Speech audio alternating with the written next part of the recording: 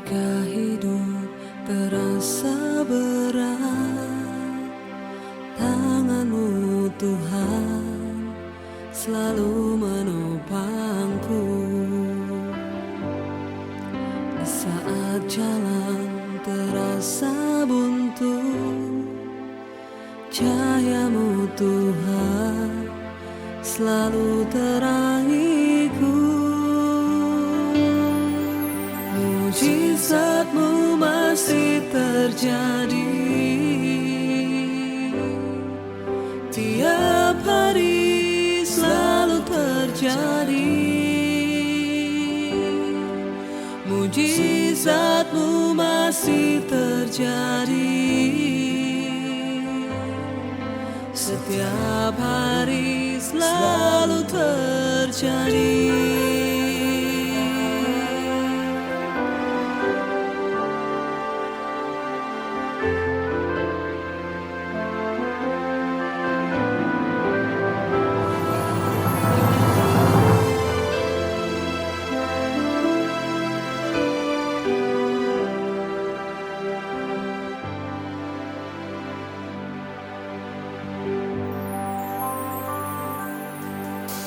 Ketika hidup terasa berat, tangan-Mu Tuhan selalu menopangku. Di saat jalan terasa buntu, cahaya-Mu Tuhan selalu terangiku. Mujizat-Mu masih terjadi tiap hari, selalu terjadi.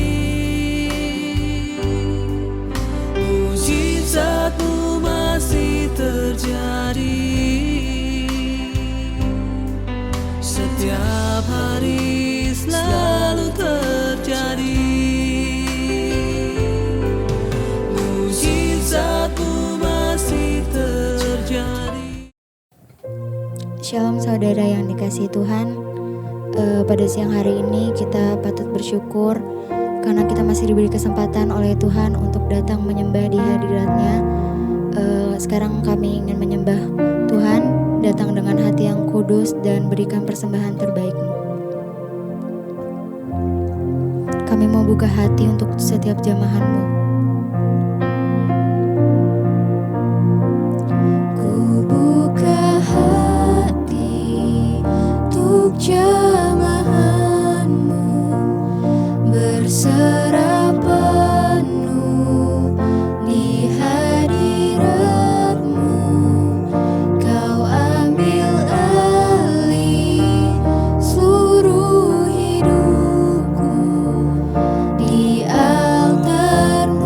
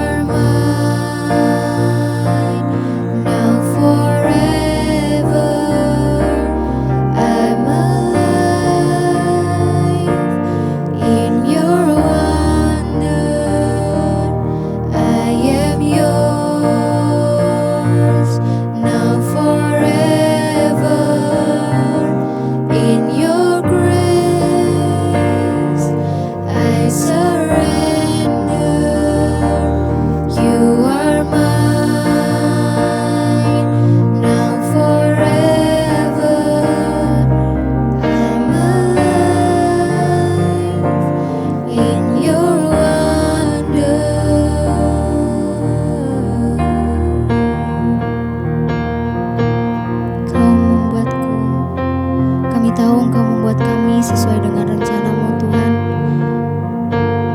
Bahkan Engkau memegang setiap musim di hidup kami. Kalau kami datang pada hari ini Tuhan, kami ingin berserah sepenuhnya di hadapan tahta-Mu Tuhan.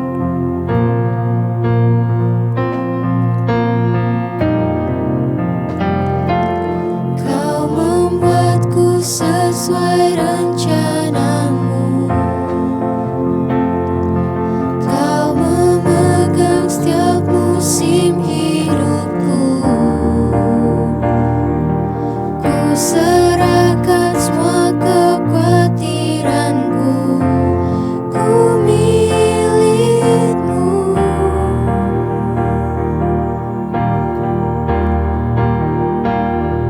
Semua kekuranganku Kau pun tahu. Tetap Kau pandang indah dalam-Mu. Ku angkat tanganku dan berseru, ku milik-Mu.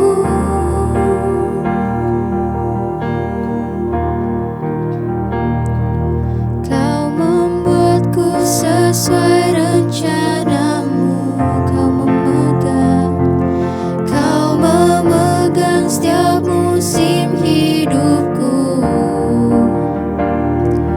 Ku serahkan semua kekhawatiranku. Ku milik-Mu.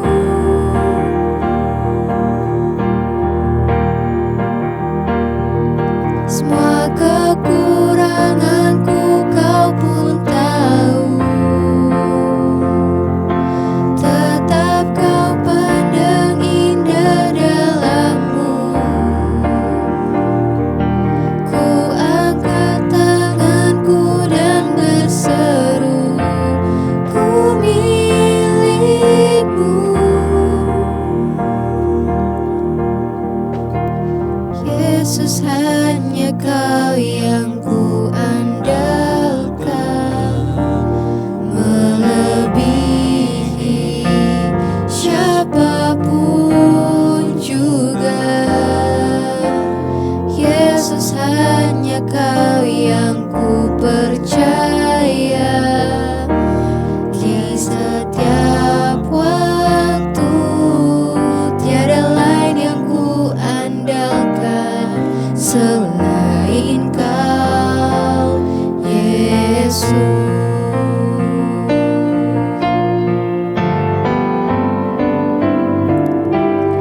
Yesus, hanya Kau yang ku andalkan, melebihi siapapun juga.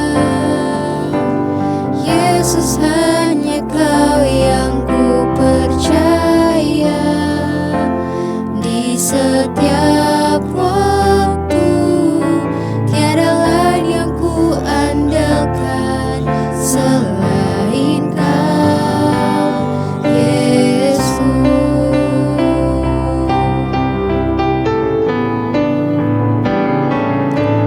Yesus, hanya Kau yang ku andalkan, melebihi siapapun juga. Yesus, hanya Kau yang ku percaya. Di setiap waktu tiada lain yang ku andalkan selain Kau, Yesus.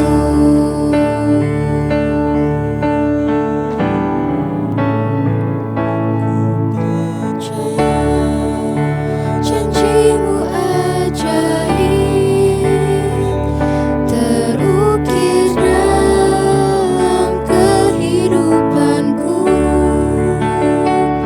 Ku berserah di dalam kekuatanmu.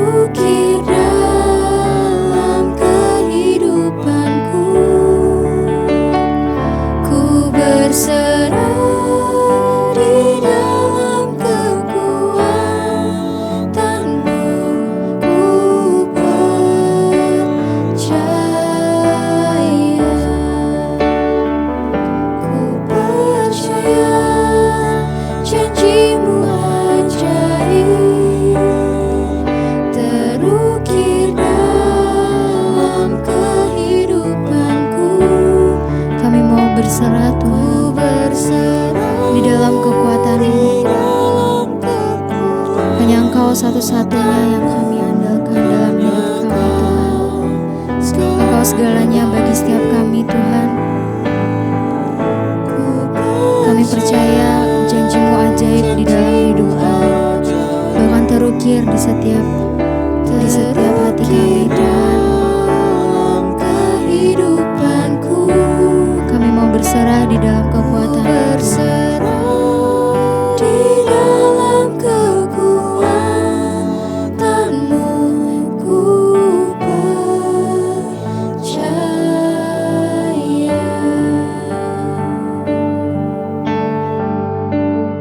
I know that I will be with you always.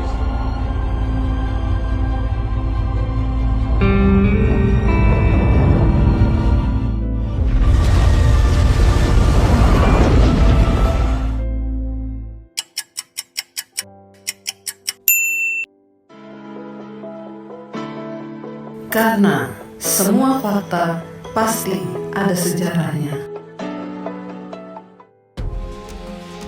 Church of Holy Ascension, gereja yang diyakini menjadi tempat peristiwa Yesus naik ke sorga. Di tempat inilah para murid-murid melihat dengan mata mereka Yesus naik ke sorga. Dari bagian Alkitab telah dinyatakan bahwa lokasi kenaikan Yesus ke sorga yakni di sebuah bukit di luar kota Yerusalem dekat dengan kota Betania. Apabila kita memperhatikan letak geografis kota Yerusalem dan kota Betania, maka kita akan melihat bahwa ada sebuah perbukitan yang membatasi kedua kota itu, dan perbukitan itu dinamakan Bukit Zaitun. Alkitab juga telah membuktikan bahwa peristiwa Yesus naik ke sorga adalah sebuah peristiwa yang terjadi di tempat yang terbuka dan bukan di tempat yang tertutup atau tersembunyi. Hal ini memang sengaja dilakukan oleh Tuhan Yesus supaya semua mata boleh menyaksikan tempat dan melihat sendiri bagaimana peristiwa Yesus terangkat naik ke sorga. Church of Holy Ascension adalah sebuah kapel kenaikan Tuhan Yesus. Salah satu pertama gereja yang bangun oleh Ratu Helena, abad keempat. 40 hari setelah kesaliban Yesus Kristus, dia naik ke surga dari tempat itu. Di sana ada batu karang, mereka menunjukkan bekas kaki Yesus ketika dia naik ke surga. Gereja bangun abad keempat, diperbaiki abad kedua, masa Bizantium. Lihat, gereja besar. Tapi tentara Persia menghancurkan gereja ini abad ke-7.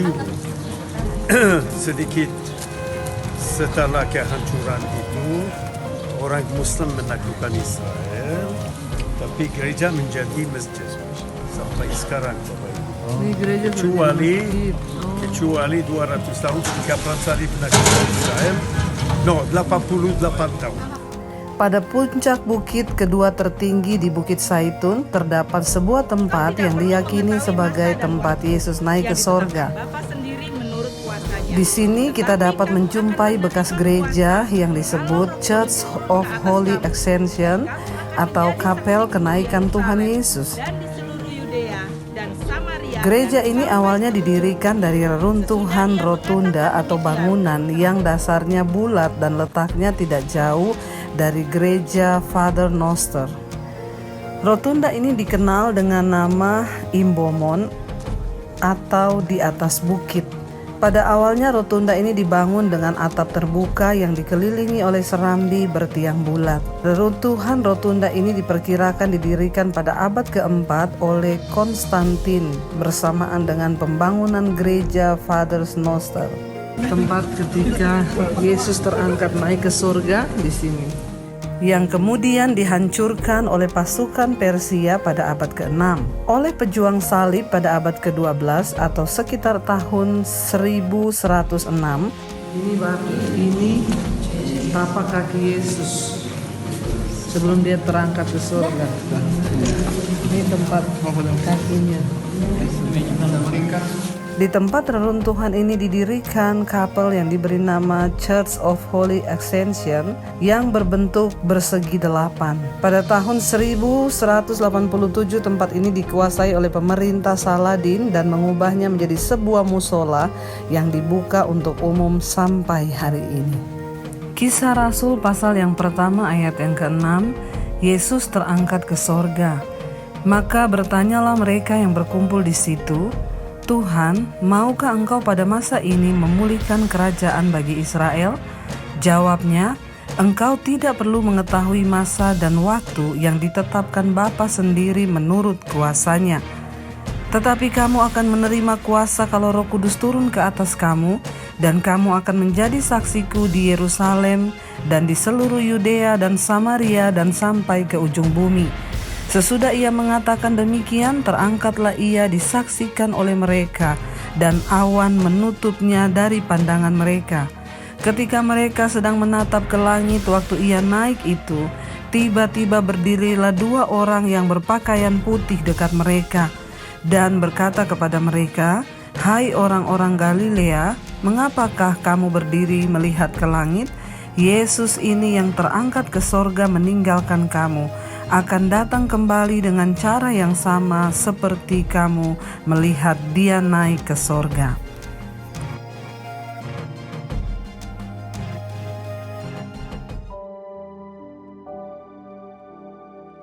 Kenaikan Tuhan Yesus ke sorga memberikan kita pemahaman bahwa Yesus akan datang kembali untuk menjemput kita semua yang percaya kepada Dia dan sungguh-sungguh hidup berkenan kepadanya. Yesus naik ke sorga itu membuktikan juga bahwa Dia adalah Tuhan yang turun dari sorga dan tempatnya memang di sorga. Karena hanya orang yang pernah pergi ke sorga yang dapat naik kembali ke sorga dan tinggal di sorga untuk selama-lamanya. Kenaikan Yesus ke sorga juga memberikan kepada kita sebuah janji dari Bapa bahwa Dia tidak meninggalkan kita sebagai yatim piatu, tetapi Dia memberikan kuasa Roh Kudus-Nya bagi setiap kita yang sungguh-sungguh percaya kepada Dia. Ya, secara fisik Yesus memang tidak lagi berada di dunia ini, tetapi Roh-Nya diberikan bagi setiap kita yang percaya. Dan karena itu jangan takut, nantikanlah kedatangannya yang kedua kali untuk menjemput kita semua yang sungguh-sungguh berharap hanya kepada Dia. Karena itu saudara, tetaplah kuat di dalam kekuatan kuasa-Nya sambil kita menantikan pengangkatan kita dibawa oleh Kristus tinggal bersama dengan Dia di rumah Bapa yang kekal.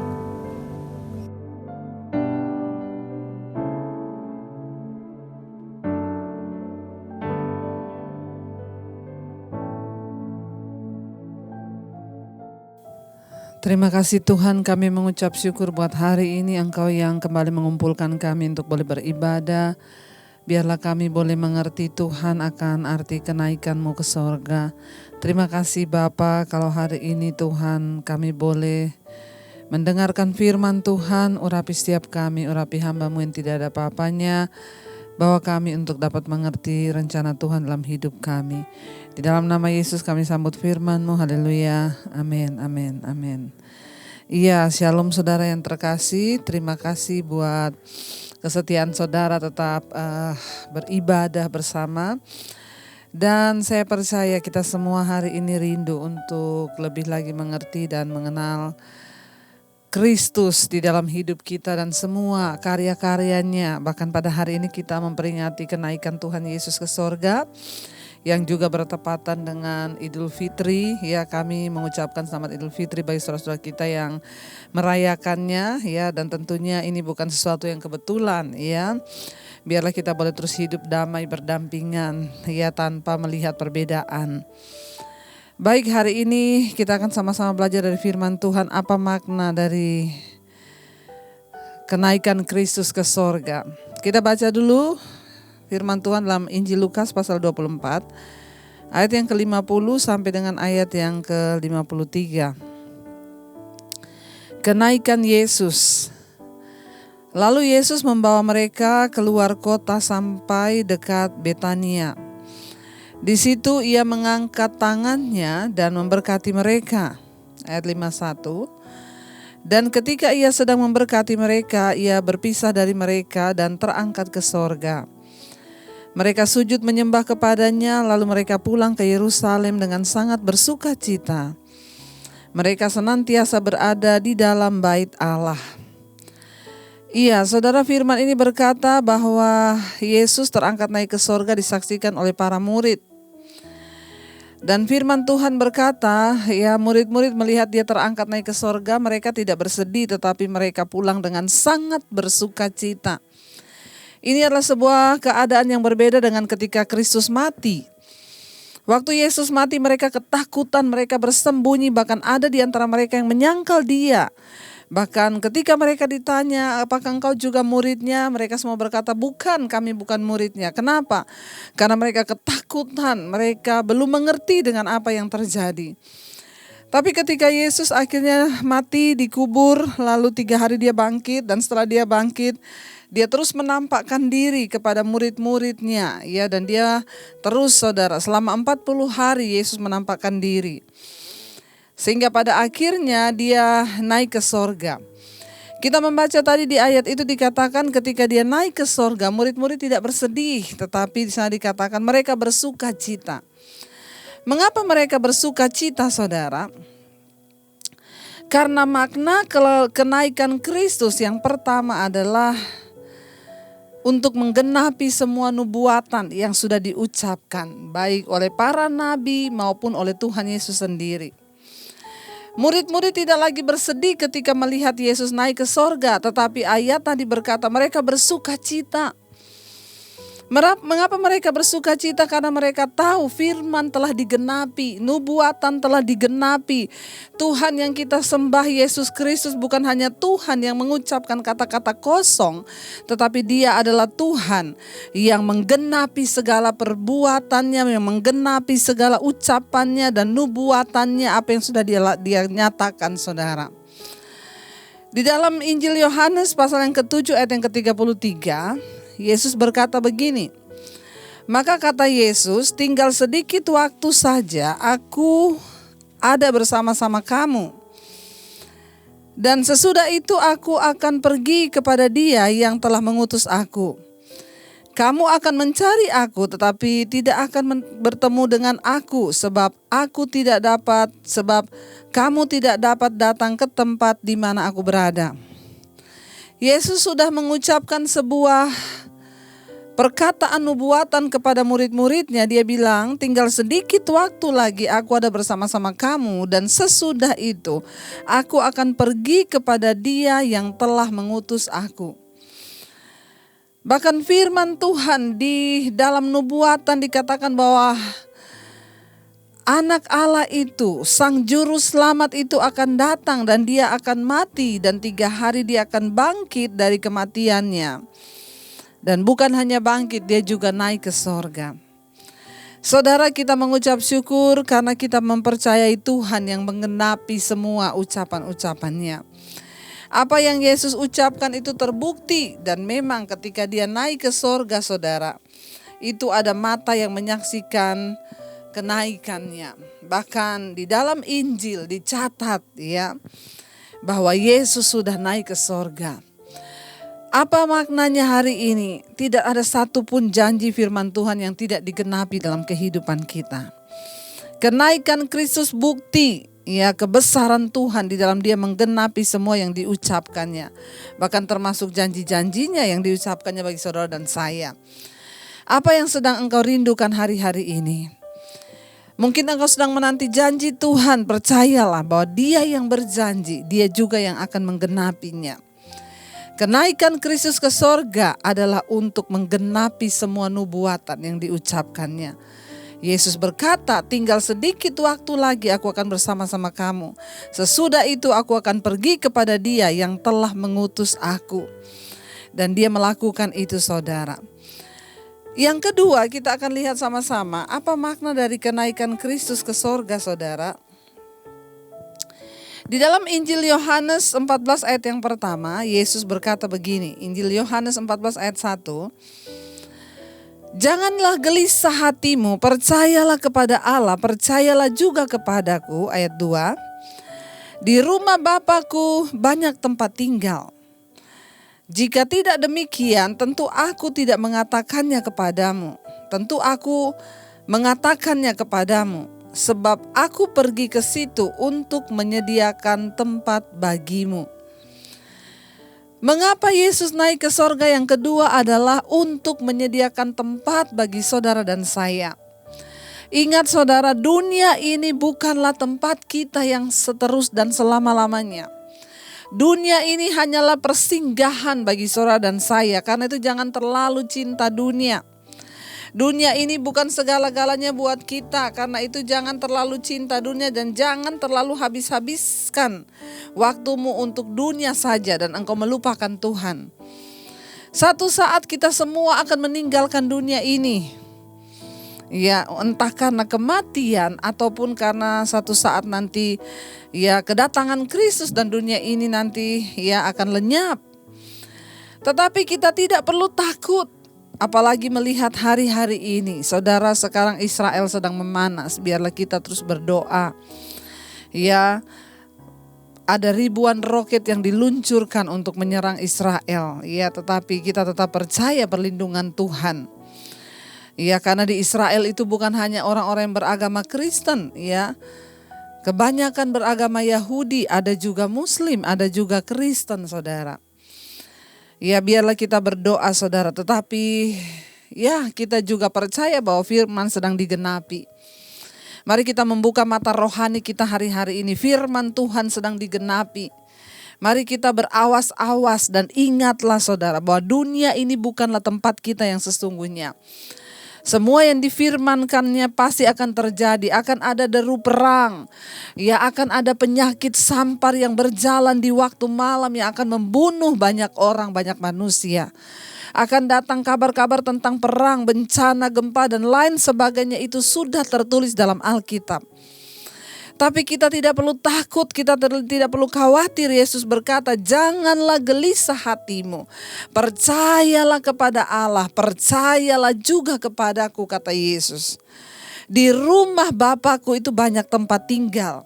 Jika tidak demikian, tentu aku mengatakannya kepadamu. Sebab aku pergi ke situ untuk menyediakan tempat bagimu.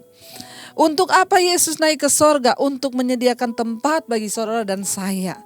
Yang menyadari bahwa tempat tinggal kita yang sesungguhnya bukanlah di dunia ini tetapi di dalam sorga.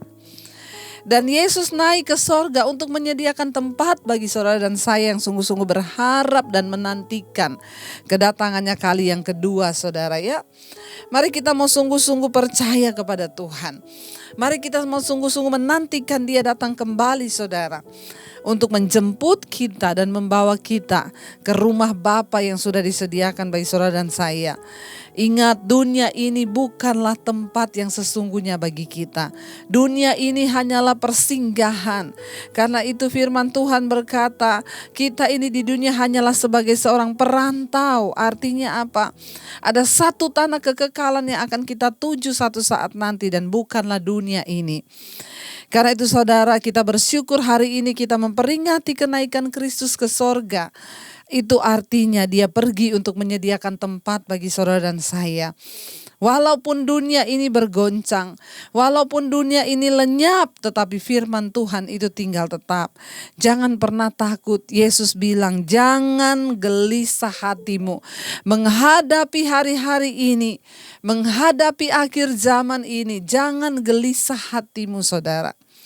Mari kita mau tetap percaya bahwa Dia Tuhan yang selalu menepati janjinya bagi kita. Jangan gelisah hatimu melihat keadaan zaman. Jangan takut.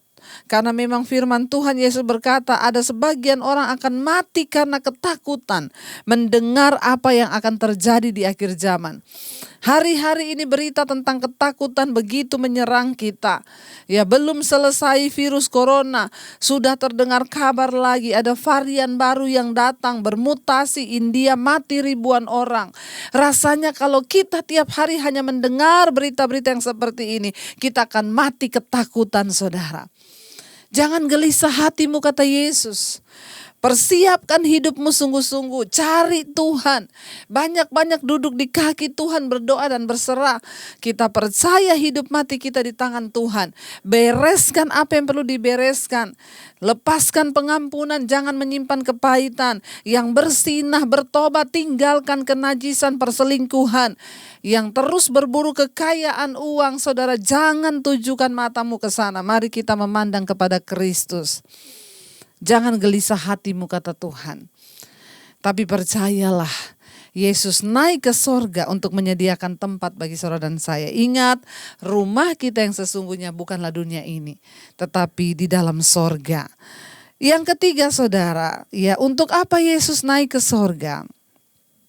Yohanes 16 ayat yang ke-7, Injil Yohanes 16 ayat 7, firman Tuhan berkata begini. Namun benar yang kukatakan ini kepadamu adalah lebih berguna bagi kamu jika aku pergi. Sebab jikalau aku tidak pergi, penghibur itu tidak akan datang kepadamu. Tetapi jikalau aku pergi, aku akan mengutus dia kepadamu. Yesus berkata, ya, benar yang kukatakan ini adalah lebih berguna bagi kamu kalau aku pergi, kata Tuhan. Sebab kalau aku tidak pergi, maka penghibur tidak akan datang kepadamu. Roh kebenaran, yaitu Roh Kudus. Saudara bisa membayangkan kalau Yesus tidak pergi. Mungkin Yesus hanya ada di Israel sana. Ya, tetapi karena Yesus pergi, dia mengirim rohnya, yaitu Roh Kudus, itu untuk datang kepada semua orang di seluruh dunia. Sehingga kehadiran Kristus bisa dirasakan oleh semua orang. Dan dia berkata, kalau aku pergi maka penghibur itu akan datang kepadamu. Ya, tetapi kalau Yesus tidak pergi maka dia tidak akan datang. Kita bersyukur karena rohnya diberikan bagi kita. Yesus berkata, aku tidak meninggalkan engkau sebagai yatim piatu. Aku mengirim rohku kepadamu, yaitu Roh Kudus, Roh kebenaran. Karena itu kita bersyukur, saudara, ya. Firman Tuhan berkata, ketika Roh Kudus itu turun atas seseorang, maka Roh Kudus akan menginsyafkan orang itu yang pertama akan dosa, kebenaran dan penghakiman. Saya adalah seseorang yang juga merasakan lawatan Roh Kudus itu. Ketika Roh Kudus turun atas hidup saya diinsyafkan akan dosa, kebenaran dan penghakiman. Karena Roh Kudus turun, saya sadar akan semua dosa, saya tinggalkan dosa. Lalu saya mulai masuk dalam kebenaran Tuhan dan saya tahu bahwa akan ada penghakiman kelak ketika Yesus datang kembali yang kedua kali.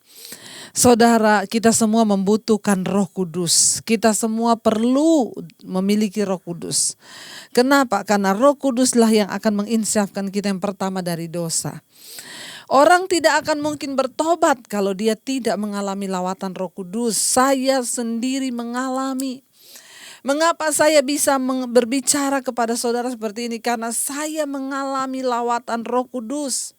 Yang tadinya hidup orang itu mungkin dipenuhi dosa, terikat dengan dosa. Maka ketika Roh Kudus turun, orang itu akan insyaf.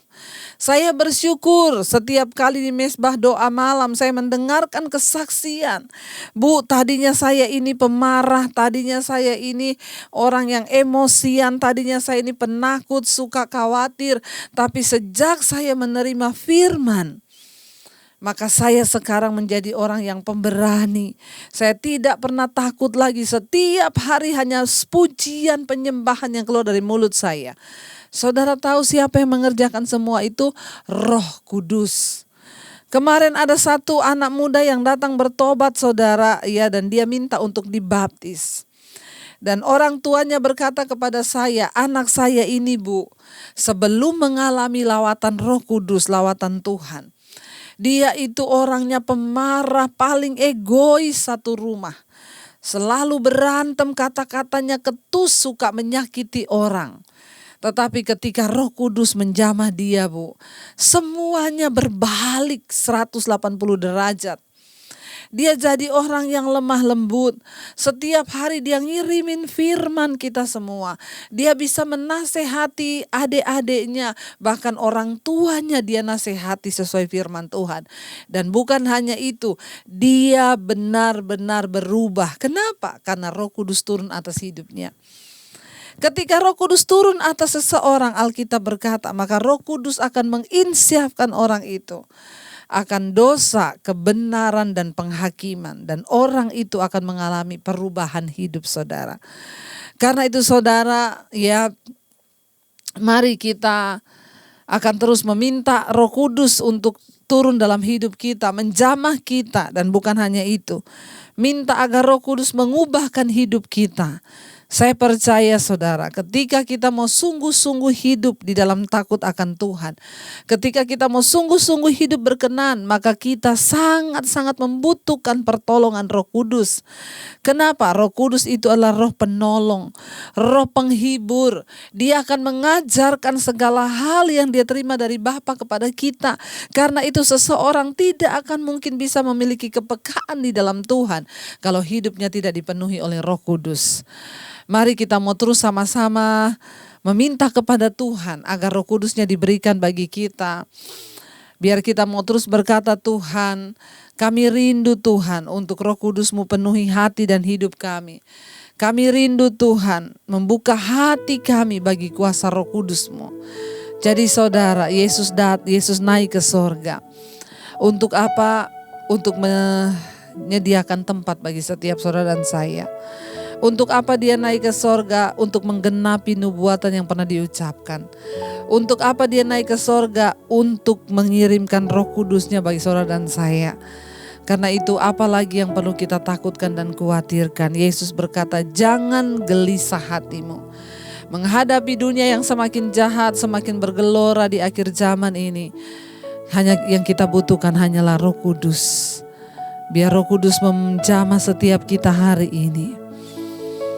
Roh Kudus akan membantu kita untuk melepaskan setiap ikatan dosa sehingga kita hidup berkenan. Agar ketika satu saat Tuhan Yesus datang, kita boleh layak masuk dalam kerajaan sorganya.